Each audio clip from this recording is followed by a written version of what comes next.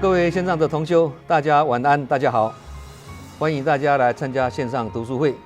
今天晚上我们读书会的主题是死得隆重不如活得精彩啊。这句话的意思是说，与其追求死后的风光跟哀荣啊，不如把握活着的时候呢，尽量发挥生命的功能跟良能啊。这句话也是在提醒我们呢，生命的重点不在于最后告别的时候有多隆重多盛大，而是在于活着的时候要活出精彩啊，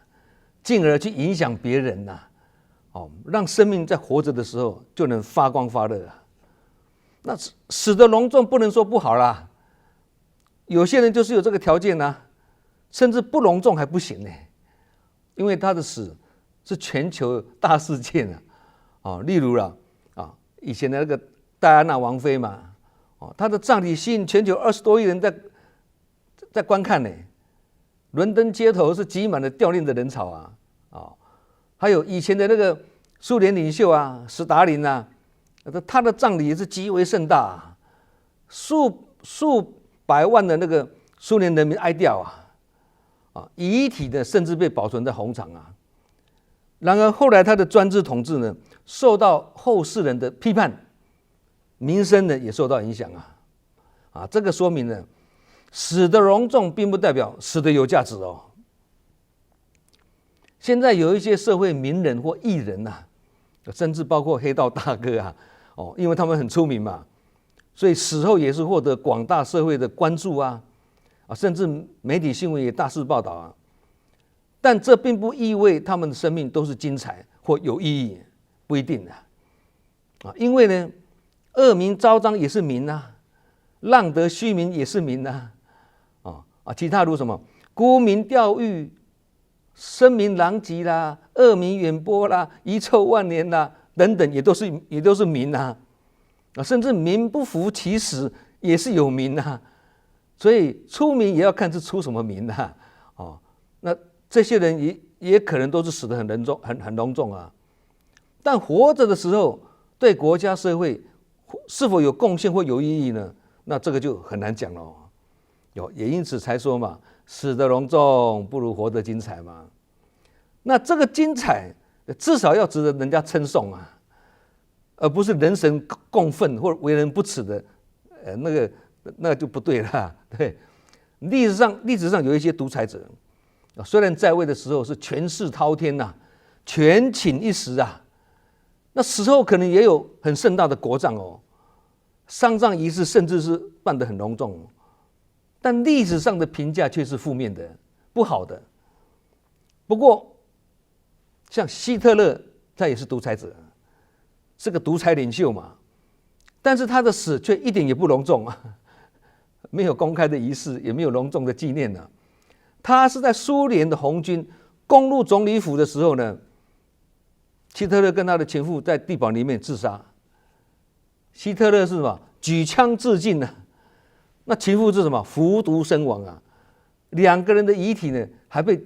浇上汽油焚烧在那个地堡外面的花园里面所以希特勒是死得很不隆重活得也不能算是精彩只能说是很戏剧性的相反的，南非的黑人总统曼德拉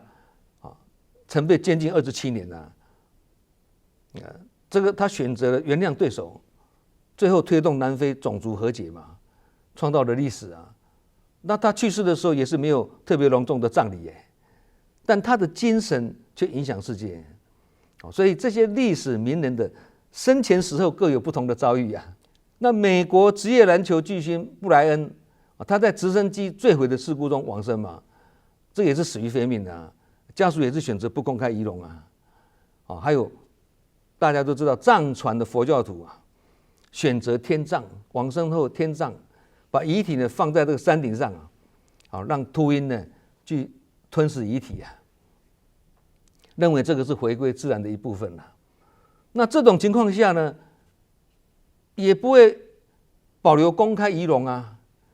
还有回教徒往生后也不会开放仪容让人家瞻仰马来西亚、印尼都是回教国家嘛，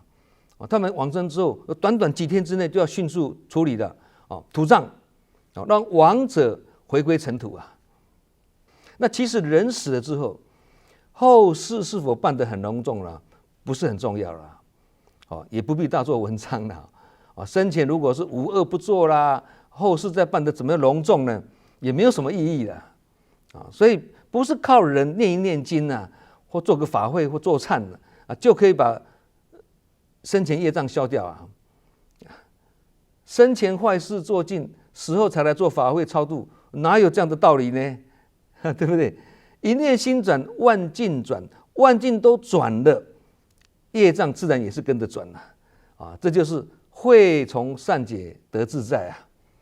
也就是必须先把业障消除掉，障碍没有了才能招感福报啊。那业障要怎么消呢？不是靠做法会或做忏来消业障而是靠自己勤耕福田广行布施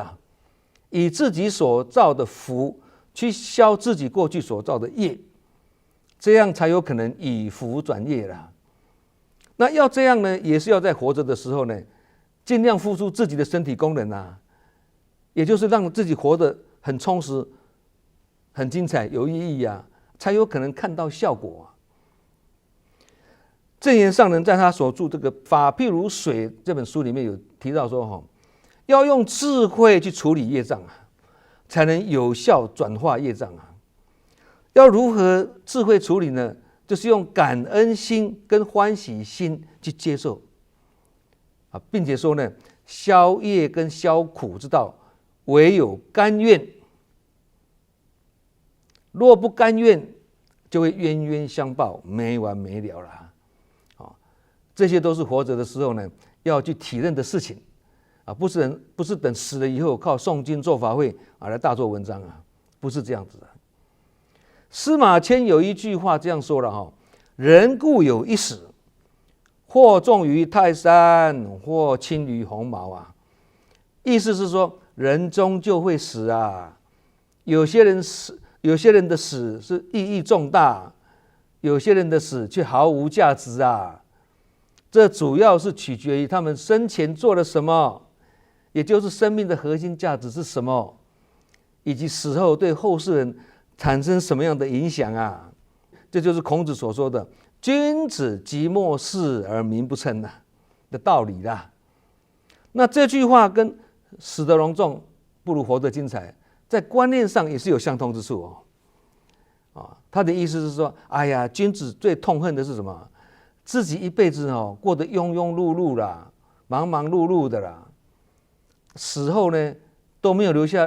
值得让人家称颂的名称名声这个就是司马迁所讲的嘛，死的轻于鸿毛的意思啦。那人生要能够活得精彩才有可能死得重于泰山同理人生要能够活得自在才有可能死得安详都互相有连贯性所以生跟死都是人生的大事情，也是一门大学问每一个婴儿刚离开母体出世的时候呢，都是双手紧握的这个有两种解释第一种解释是什么这是一种生理反应，叫做抓握反射新生儿离开母体的时候呢，当手掌被碰触到刺激的时候呢那婴儿就会自动握紧拳头这是大脑还没有发育时候的一种本能上的反应那等到3到6个月之后呢，这种现象就慢慢消失了嘛。有当过妈妈的人应该都有这种经验的那第二种解释是什么呢？象征意义的解释。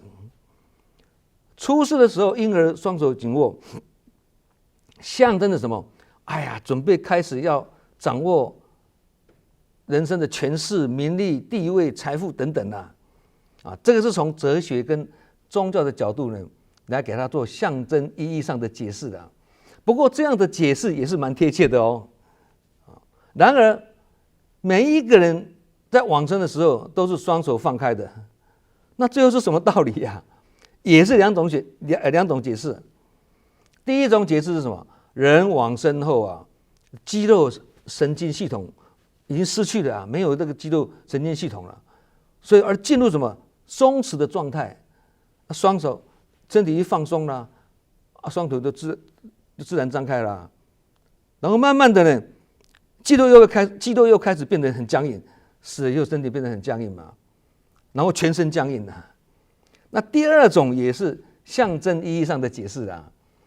刚刚讲从哲学跟宗教的角度来看呢，人往生后呢，双手会放开，也是有象征性的意义哦，因为死了以后什么都带不走，不是吗？唯有业随身嘛，对。所以生前的功名利禄啦、权势地位啦，甚至一切执念啦，都自动的放开、放掉、放下了嘛。所以双手是摊开放空的啊，印证什么？来也空空。虽然握掌的时候里面是空空的啊，张开也是空空的啊。所以来也空空啊，去也空空啊，最后无影无踪啦。这样的象征意义上的解释也是讲得通啊。有些人是生前就放下，有些人是临终之际放下，那有些则是临终之际还放不下，有些则是最后一口气吸不上来，放不下也要放得下，由不得自己的啦，对不对？那主动放下跟被动放下虽然都是放下了，但不同的心念有不一样的遭遇啦，所以我们才讲说有什么样的心念就有什么样的命运嘛，以前我们就讲过嘛。那生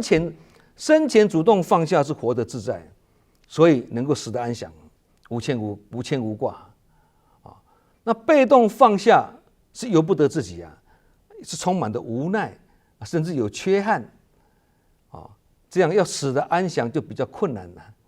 所以想要死得安详，就要先能活得自在，活得自在才会活得精彩。彼此之间都有联动关系的啦。活得精彩对每个人来讲定义是各不相同哦，所以关键是要找到属于自己的答案，不是被别人的标准把我们框架住，把我们绑架。但普遍来说啦，这个精彩指的是生活必须是忙得有方向、有目标、有重点、有意义不一定要轰轰烈烈为民啦，但必须安安分分守己。因为轰轰烈烈为民是多欲则不刚嘛，那会怎么样？烦恼缠身啊。那安安分分守己，清安自在啊，不惹尘埃啊。所以要能够尽本分，才会是有本事的人啊。有本事的人才有可能提升生活的品质跟质量嘛。那生活的品质跟质量一旦提升了，那就是精彩的人生啊。要达到这个目标呢，有下面7个方法大家可以参考第一，探索新事物，拓展视野例如学习参加不同的活动跟运动啦，让生活有寄托啊，生活才不会单调啊，生活才会充实一点第二，建立良好的人际关系不能离群独居，要融入人群老了不能当志工没关系，出来给人家看这样也是入人群对不对还有参加社交活动啦或社团啦接触不同背景的人这个能丰富我们的生活经验也才能够广结善缘自己一个人关在家里怎么样跟人家结好缘对不对第三，培养健康的生活方式，也就是保持规律的运动跟正常的作息，还要有均衡的饮食跟充足的睡眠这些都是维持身心健康很重要的条件身心都健康才能提升生活的品质因为身心都健康，生活自然是充满阳光跟希望嘛，对不对好，第四，追求心智的成长这个简单讲就是要忙得有方向有目标，这刚刚讲的嘛不能只是生活有寄托就好了还要让生命有解脱更上一层楼可以忙忙碌碌过日子但是不要庸庸碌碌过一生第五，保持精进心，学习感恩心有精进心的人呢，会比较积极，所以会比较忙碌，而忙碌会让我们忙得没时间烦恼，更会忙得忘记烦恼。所以精进或者努力呢，都是消除烦恼的方便法。那懂得感恩的人才会有福，付出是事项，感恩是真理。所以要在付出中感恩啊，不要在付出中抱怨不止感恩顺境，还要感恩逆境啊，这样才会信与不信都是福啊，这样就是精彩的人生了嘛。啊，第六，关怀他人，回馈社会啊。这个最好的方法就是什么？来慈济当志工啊，做一分就得一分啊，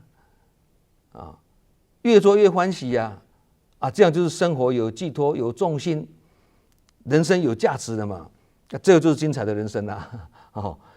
第七，保持身心健康啊。身心健康听起来好像很笼统，对不对？很抽象其实它就是前面六个条件的总和啦。再简单来讲，就是有好的人际关系啦，跟有目标的人生啦，以及保持心情愉悦啦。这三个更是排在长寿10大因素的第一个哦。第一个里面就有3个，就是刚刚讲这3个可见保持身心健康是生命长寿跟活得精彩的关键指标啊。好，以上这7个大家可以参考了对一般人来讲人生想要活得精彩，应该也不止这7个啦。刚刚讲嘛，每个人的对精彩定义不一样嘛，每个人的精彩方式不一样嘛。比如说了，有些人觉得游山玩水啦，吃喝玩乐啦，逛街购物啦，观光旅游啦，夜店狂欢啦，夜夜笙歌啦，甚至挥金如土啦，纸醉金迷啦等等，就把它当作生活精彩的一部分。我们不能武断的说这些娱乐不好或不对不能把话说这么死而是如果把这些事情当作生活的寄托，或把它当作人生追求的目标，那这样就不好。所以浅尝就好啦，也就是说适可而止啦。那想要让身心灵成长的人呢，就不能一天到晚呢把自己黏在这种移情潜性的这个娱乐上面啦。虽然这个也是不能说有错了或是如果说这个娱乐跟快乐是无害而且高雅的，那本质上我们不能说这个是有错但是就因为我们很容易把它当作人生努力奋斗的目标跟方向，甚至认为这些娱乐跟快乐就是精彩的人生。佛陀认为危机就在这个里面误认对这个很值得我们警惕的活得精彩有一个先决条件，就是要先懂得活在当下。活在当下是很重要的生活态度了，更是人生精彩的重要关键。当我们专注于当下的时候呢，就能更深刻的体会生活上的点点滴滴无论是快乐还是痛苦，顺境还是挑战喜欢还是厌恶都能够全然投入并深深的去体会。这样会让每一个瞬间或过程呢，不管是甘的还是苦的，都变得很有意义因为这些都会成为我们心智成长的资粮然而有一个观念我们要很注意，活在当下的真正意思并不是说不要去规划未来啦，或不要回顾过去啦，或无视未来逃避过去，不是这样活在当下是提醒我们要跟当下和平共处，也就是说不要被过去的遗憾或者未来的焦虑所困住，不要活在过去，也不要活在未来的意思同时对过去要有所反思，对未来要有所准备，这才是活在当下真正的意思很多人常常会说动不动就活在当下活在当下，但他们讲的活在当下有时候变成是不检讨过去也不计划未来呢，一切随缘这样不是活在当下这样叫做逃避现实啦不检讨过去，那就会让过去错误重复发生，不是吗？那不计划未来啊，就会让人生没有目标。这样的态度不能叫做活在当下啊，这个是逃避现实啊。所以这个观念我们要理清楚。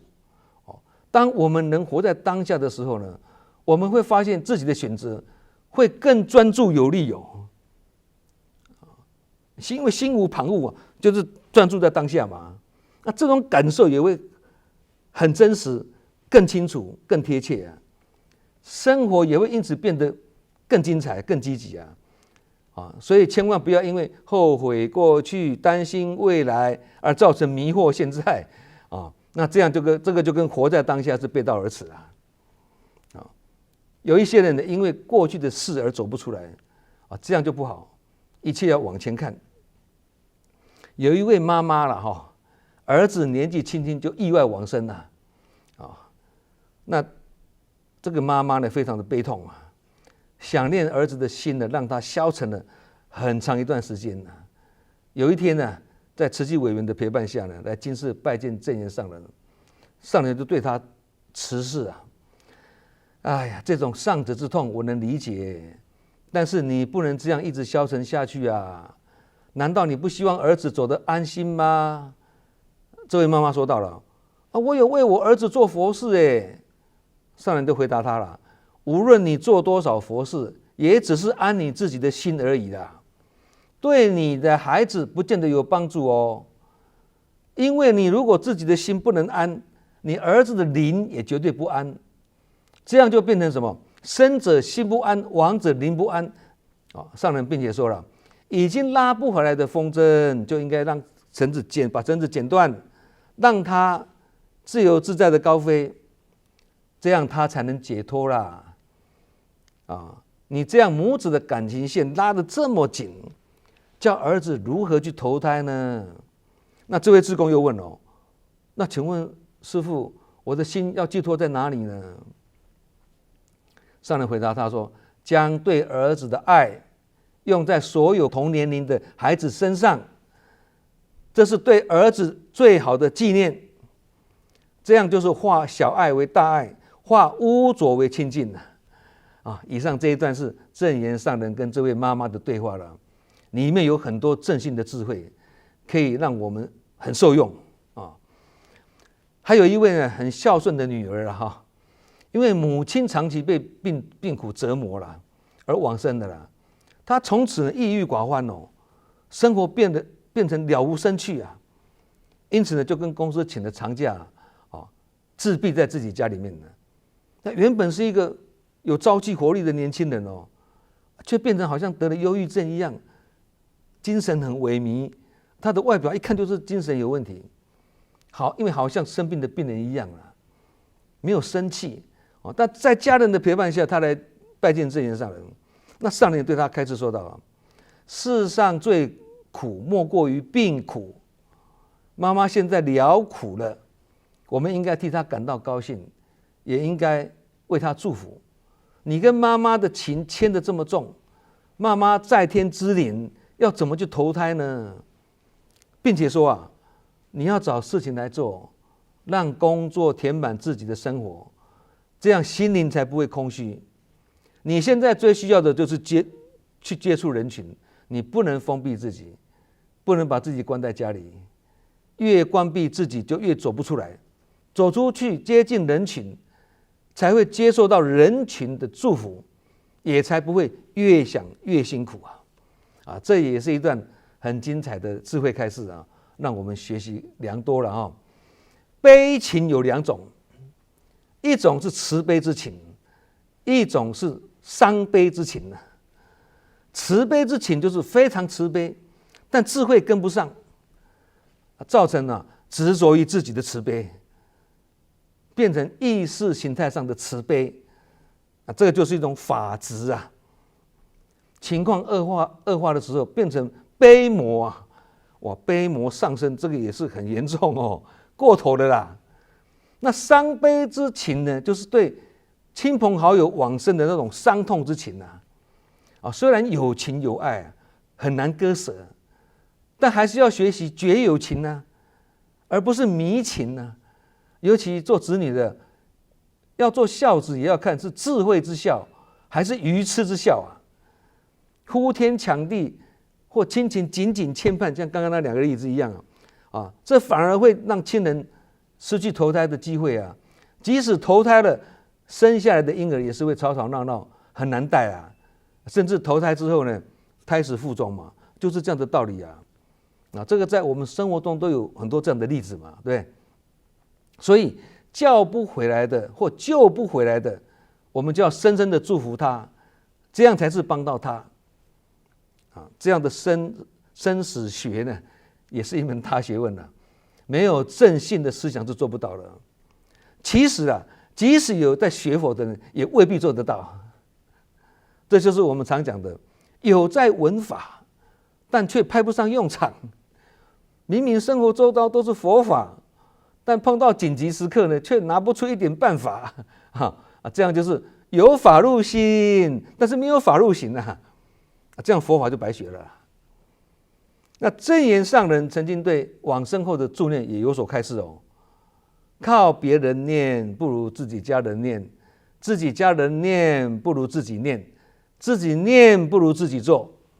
自己亲手做来的才是真正属于自己的啦。个人吃饭个人饱啦，没有人别人没有办法去帮我们吃饭啦。福田也是要靠自己耕啦。这就是正信的道理了哈。有一个事实不管你现在住的是豪宅还是陋屋啦，最后往生之时呢，大家都会很平等的被装在一个尺寸差不多的棺材里面，而且除了业之外呢，什么都带不走。那其实我们每一个人都是住在一个大棺材里面的，土地就是棺材底啊，天空就是棺材盖啊，天盖之下，地载之上啊。这个就是人间啊，充满什么苦空无常、忧悲苦恼等等。一旦业尽，每一个人都难免一死啊。那问题是怎么个死法？要死于正命还是死于非命啊？要死于正命，就要觉悟人生啊。有时候是觉悟生从何来，死从何去的道理啊。不但活得很清楚，活得很自在，还要活得很精彩啊。还要积极做好无常来临前的准备，这样往生之际才有可能有尊严没痛苦啊。所以要死于正命，也是要先心存正念啊。印顺导师曾经开始说，一个有正信正念的人会清楚知道什么时候都会死，也会清楚知道什么时候都可以死。这句话是简洁有力啊。他告诉我们一个道理啊，正信正念的人知道生老病死都是生命的自然法则，没有人逃得了啦，没有人可以违背它啦。那为什么正信正念的人会清楚知道什么时候都可以死呢？因为他不仅仅懂得人生无常啊，更懂得要做好准备啊。所以他有备无患啊，他不会担心什么时候会死啊。因为他已经有准备了嘛，要死而无憾，就要先生而无憾，要生而无憾，就要让生命活得精彩嘛。也就是刚刚讲的有目标、重点、意义啊、方向、价值啊等等啊。那活着的时候，如果是懵懵懂懂常常做出遗憾的事，临终之际要走得没有遗憾，或走得有尊严、没痛苦，那这个就更加困难的喽。另外一个正信的观念是什么？办完丧事之后啦，家里有没有设灵位也不是很重要啦，因为人往生后灵魂都去投胎啦，投胎到六道里面去啦，即使没有去投胎，也变成孤魂野鬼啦，对，那怎么会在灵位那边等你来拜呢？是吗？老实讲，能用这样子的正信正念的思维来处理家人后事也是不容易的。有些人自己有在学佛他也有正信正念但亲人往生时自己却做不了主为什么？因为还有叔叔伯伯长辈只好尊重长辈，用一般的民间信仰的方式去处理后事除非亡者自己生前把后事交代清楚。不过啦，即使生前有交代啦，家属也不一定会照办的，好，就有这种事情发生啊。所以往生之后真是由不得自己的。那像我爸爸妈妈往生后是把大体捐给慈济医学院的做大体捐赠嘛，做解剖使用嘛。那解剖完了之后又送去火化啦，仪式更是简简单单呐，没有盛大隆重的，但他却化无用为大用，成为医学院学生的老师啊，更是舍身菩萨啊，这也是一种精彩的人生啊。我将来往生后，我也要这样子做啊。那要这样的善终，也可以说要非常有福报啊。这也是因为我们接触的是什么正信的佛法啊。总而言之啦，对生跟死的道理能够正知正见，尤其是对因缘果报的道理能够透彻，则面对活着的时候跟死去的时候，我们就能了然于胸，清清楚楚的，不会疑惑啊。也就是死可以重于泰山，但不必一世隆重；生可以活得精彩，并活出价值啊。好，那我们今晚的读书会，死得隆重不如活得精彩，就分享到这里。祝福各位同修法喜充满，福慧双修。我们下周同一时间再见。